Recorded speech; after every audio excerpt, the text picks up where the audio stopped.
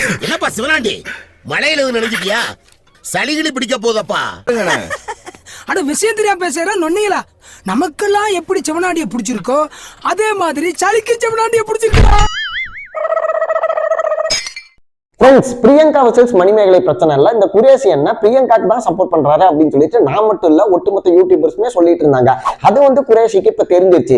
இப்ப குரேஷி வந்து என்ன நினைக்கிறாரு அப்படின்னா, ஐயோ நம்ம வந்து பிரியங்காக்கு சப்போர்ட் பண்ணது வந்து எல்லாத்துக்கும் தெரிஞ்சிருச்சு, இவங்க பிரச்சனையெல்லாம் நம்மளை போட்டு அடிக்க ஆரம்பிச்சிட்டாங்க அப்படின்னு சொல்லிட்டு அவருக்கு தெளிவா தெரிஞ்சிருச்சு.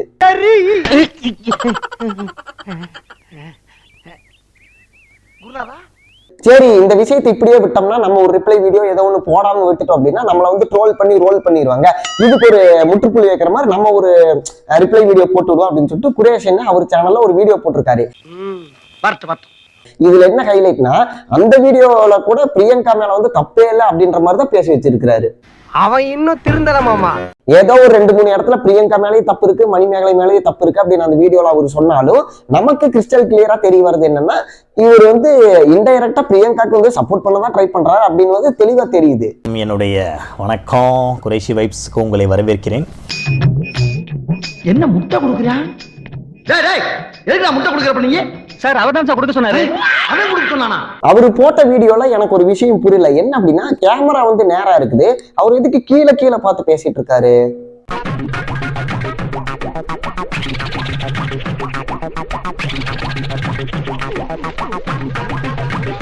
ஒருவேளை ஸ்கிரிப்ட் பேப்பரா இருக்குமோ? இருக்கலாம்.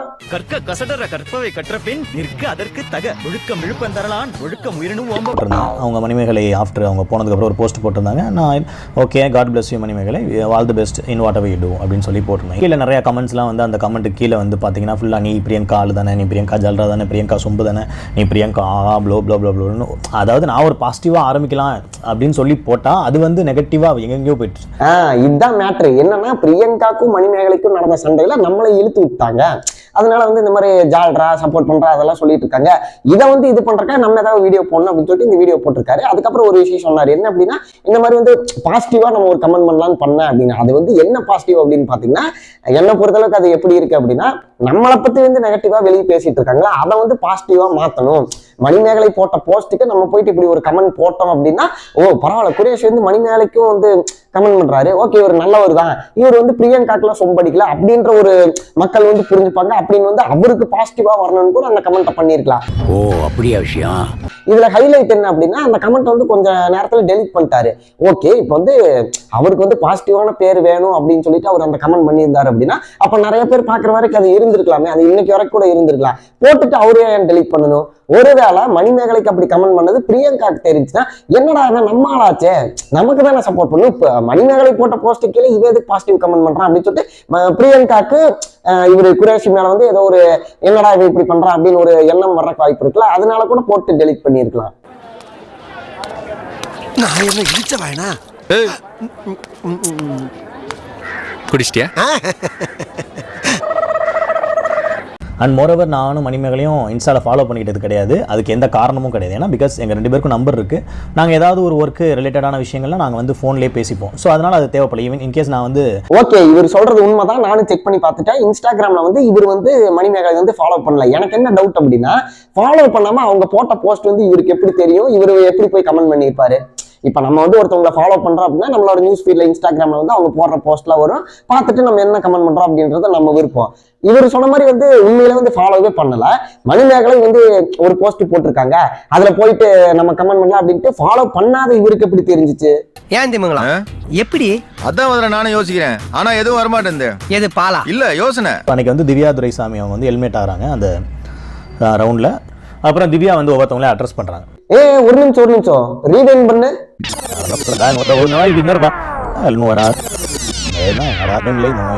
என்னோட ஒப்பீனியனை நான் சொல்றேன். ஸோ அன்னைக்கு வந்து திவ்யா துரைசாமி அவங்க வந்து ஹெல்மெட் ஆகிறாங்க அந்த ரவுண்ட்ல. அப்புறம் திவ்யா வந்து ஒவ்வொருத்தவங்களே அட்ரஸ் பண்றாங்க.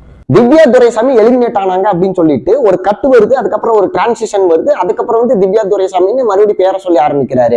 ஒருவேளை அந்த இடத்துல சொல்லக்கூடாத ஏதோ ஒரு விஷயத்த வந்து சொல்லியிருப்பாரோ, அதாவது நம்ம வந்து இப்படி ஒரு வீடியோ போடுறோம், அதுல வந்து நம்ம வந்து பொய் சொல்றோமோ உண்மை சொல்றோமோ இந்த விஷயங்கள்லாம் சொல்லாம இருக்கணும் அப்படின்னு இருக்கும்ல, அது தெரியாம வாய் தவறி உளறி இருப்பாரு போல.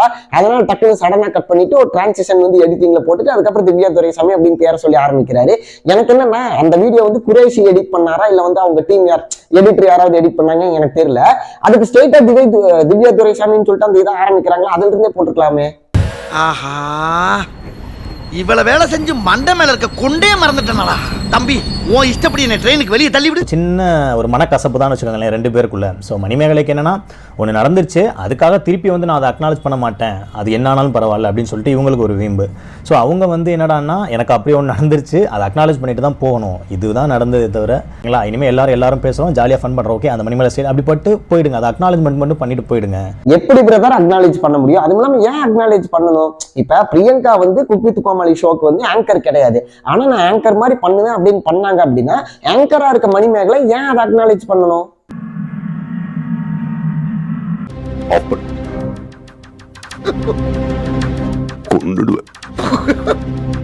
இப்ப புரியுதா உங்களை ஏன் எல்லாரும் வந்து பிரியங்காக்கு நீ வந்து ஜால்ராவா இருக்க, பிரியங்காக்கு வந்து சொம்பு தூக்குற, பிரியங்காக்கு நீ சப்போர்ட் பண்றன்னு ஏன் சொல்றாங்க அப்படின்னா இந்த மாதிரி வந்து அதாவது அவங்களுக்கு கொடுக்கப்பட்ட வேலையை மட்டும் பார்க்காம எங்க ஊர் சைட்ல இதை வந்து அதிக பிரசங்கித்தனம் அப்படின்னு சொல்லுவாங்க. என்னன்னா நீ என்ன அதிக பிரசங்கித்தனம் பண்ற அப்படின்னா தேவையில்லாத வேலை பண்றது. அதான் நம்ம ஊர்ல சில பேருக்கு சனி முடிச்சிருக்கும்ல, அந்த மாதிரி அதுக்கு ஈகோ பிடிச்சிருக்கா. பிரியங்காக்கு கொடுக்கப்பட்ட வேலையை பார்க்காம நான் வந்து ஆங்கரிங்கும் பண்ணுவேன், நான் ஆங்கர் மாதிரி பண்ணுவேன் அப்படின்னு வந்து அந்த செட்ல பண்ணுவாங்களாம். அதை வந்து ஆங்கரா இருக்க யாரு மணிமேகலை வந்து ஓகேங்க அப்படின்னு அக்செப்ட் பண்ணிக்கணும், அக்னாலேஜ் பண்ணிக்கணும் அப்படின்றீங்க. நான் என்ன கேட்கறேன்னா ஏன் அதை அக்னாலேஜ் பண்ணணும்? இந்த மாதிரி வந்து பிரியங்காக்கு இத்தனை பேர் அக்னாலேஜ் பண்ணி போனங்காட்டிக்கு தான் எத்தனையோ பேரோட கரியர் வந்து பிரியங்கானால ஸ்பாயில் ஆயிருக்கு. அந்த விஷயம் உங்களுக்கே தெரிஞ்சுதான் வந்து நீங்க வீடியோல பேசிட்டு இருக்கீங்க.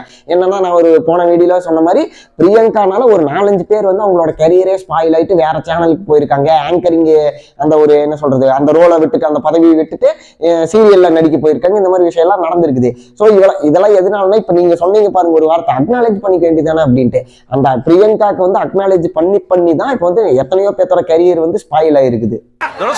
உசுர கொடுப்போம்ல, கேட்டல பார்த்தல புரியுதா?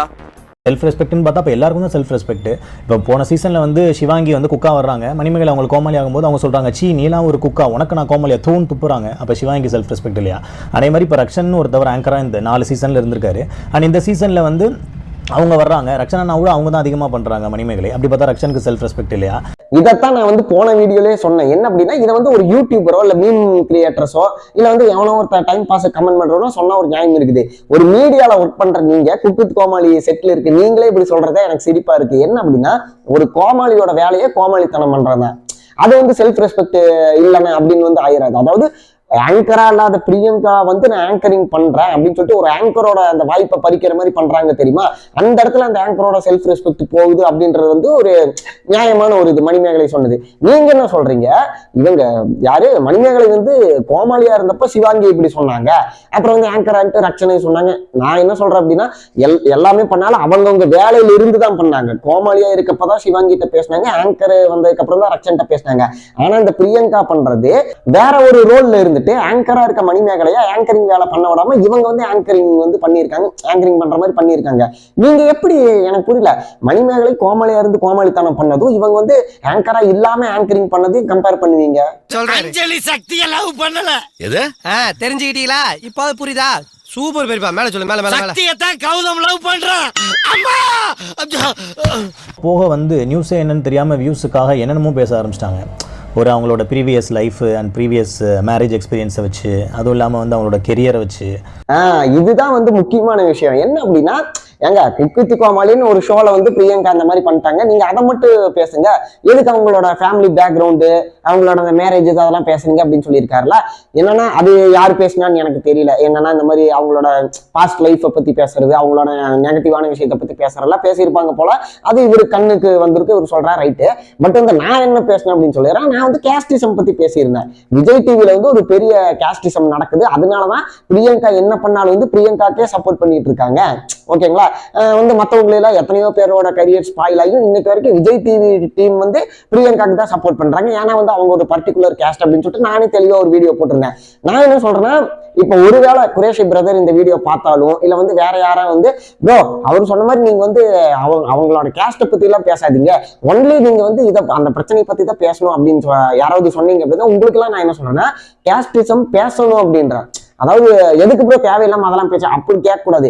கண்டிப்பா இந்த வீடியோ பார்த்துட்டு இருக்க நீங்களே வந்து கேஸ்டிசம் பேசணும். ஏன்னா ஒரே ஒரு பிரியங்கா அப்படின்ற ஒரு நபர் இருக்காங்களா, ஒரு பர்சன், அவங்க வந்து ஒரு பர்டிகுலர் கேஸ்ட் அப்படின்றதுனால இங்க வந்து 4-5 பேர்த்தோட கெரியர் வந்து ஸ்பாயில் ஆயிருக்கு. ஸோ இப்படி இத்தனை பேர்த்தோட வாழ்க்கையே இதா இருக்கப்ப நம்ம எப்படி அந்த கேஸ்டிசம் பத்தி பேசாம இருக்க முடியும்? ப்ரோ என்ன ப்ரோ சொல்றீங்க, எனக்கு ஒண்ணுமே புரிய மாட்டேங்குது அப்படின்னு சொன்னீங்கன்னா, இந்த வீடியோ நீங்க பாத்துட்டு இருக்கீங்களா, இதுக்கு முன்னாடி நான் ஒரு வீடியோ போட்டிருப்பேன், அதை போயிட்டு அந்த வீடியோ ஃபுல்லா பாருங்க. நான் என்ன சொல்ல வரேன் என்னன்றது வந்து உங்களுக்கு தெரியும். ஏன்னா வந்து இந்த வீடியோலயும் என்ன ஏது அவங்க என்ன கேஸ்ட், விஜய் டிவி ஏன் இப்படி பண்றாங்க, ஓ இத்தனை பேர் அதனால இது பண்ணிட்டாங்களா, அது வந்து பிக் பாஸ்ல மாயா ஒரு விஷயம் பண்ணாங்க அதை ஏன் மறைச்சாங்க, அவங்களும் வந்து அந்த பர்டிகுலர் கேஸ்ட் அப்படின்னு சொல்லிட்டு நான் ஓப்பனா எல்லாத்தையுமே சொல்லியிருந்தேன். அது எல்லாத்தையுமே இங்க சொல்ல முடியாது. ஸோ இதுக்கு முன்னாடி போட்ட வீடியோ நான் தெளிவாக சொல்லியிருக்கேன். தயவு செஞ்சு நீங்க போய் பாருங்க, நான் என்ன சொல்ல வரேன் அப்படின்றது புரியும்.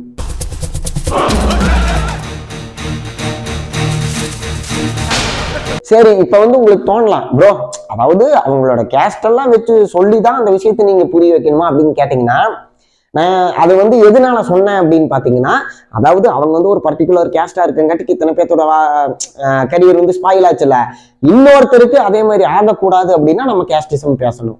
நம்மளை காப்பாத்திக்கிறது பேரு ரவுடிசம்னா ரவுடிசம் பண்ணுவோம்.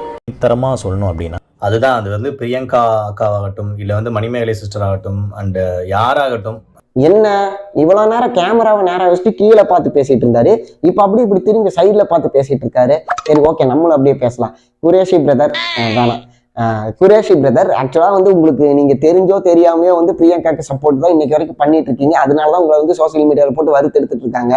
ஸோ எனக்கு தெரிஞ்ச என்னன்னா, இந்த பிரச்சனை இதோட விட்டுருங்க, மறுபடியும் ரிப்ளை வீடியோ ஏதாவது போடுறேன், இந்த பிரச்சனை வந்து இன்னும் பெருசா போயிட்டு இருக்கு அப்படின்னு சொல்லிட்டு நீங்க வந்து, அதாவது நீங்க பிரியங்காக்கு தான் சப்போர்ட் பண்றீங்கன்னு தெரியாம நீங்களே சப்போர்ட் பண்ணிட்டு இருக்கீங்க அப்படின்றத என்னோட பாயிண்ட் ஆஃப் வியூ. அது வந்து உங்களை ஒரு காமெடினா வந்து எனக்கு ரொம்ப பிடிக்கும். அந்த முதல்ல கலக்கு போது யாரு ஷோல வந்து நீங்க இருந்தப்போ சரி, அதுக்கப்புறம் இப்ப குக் வித் கோமாளியில இருக்கீங்களா, உங்களை வந்து உங்களோட ஹியூமர் எனக்கு பிடிக்கும், சூப்பரா பண்றீங்க, எல்லாமே ரைட்டு. ஆனா வந்து நீங்க அந்த வீடியோ போட்டதுக்கு காரணம் என்னன்னு பாத்தீங்கன்னா, நான் பிரியங்கா சப்போர்ட் பண்ணல அப்படின்னு சொல்லிட்டு வீடியோ போட்டிருக்கீங்க. ஆனா அந்த வீடியோ வந்து ஃபுல்லா உட்காந்து பார்த்தா என்ன தோணுது அப்படின்னா, இவர் இதுலயும் வந்து பிரியங்காக்கு தான் சப்போர்ட் பண்ணி தான் இது பண்ணியிருக்காரு. நான் என்ன கேட்கறேன், ஸ்ட்ராங்கா பிரியங்கா பண்ணது தப்பு தான், ஓகேங்களா. இந்த மாதிரி வந்து மணிமேகலை வந்து ஆங்கரா இருக்காங்க, அவங்க ஆங்கரிங் பண்ண விடாம இவங்க போய் நின்னது தப்பு தான்.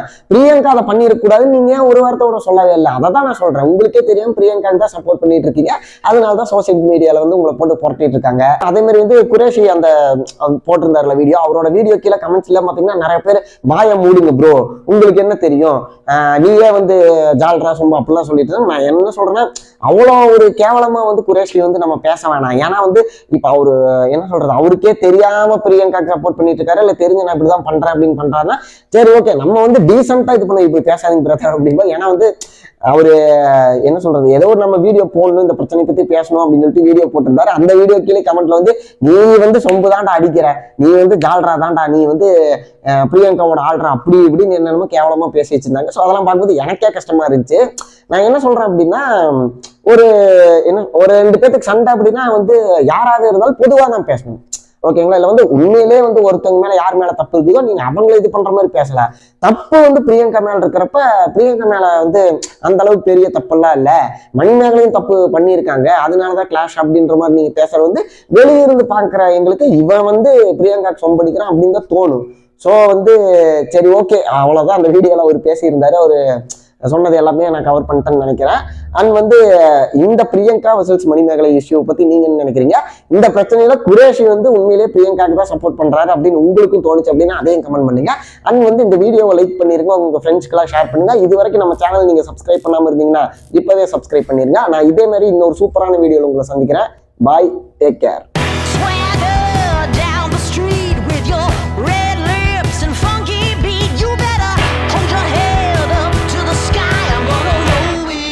The day I die.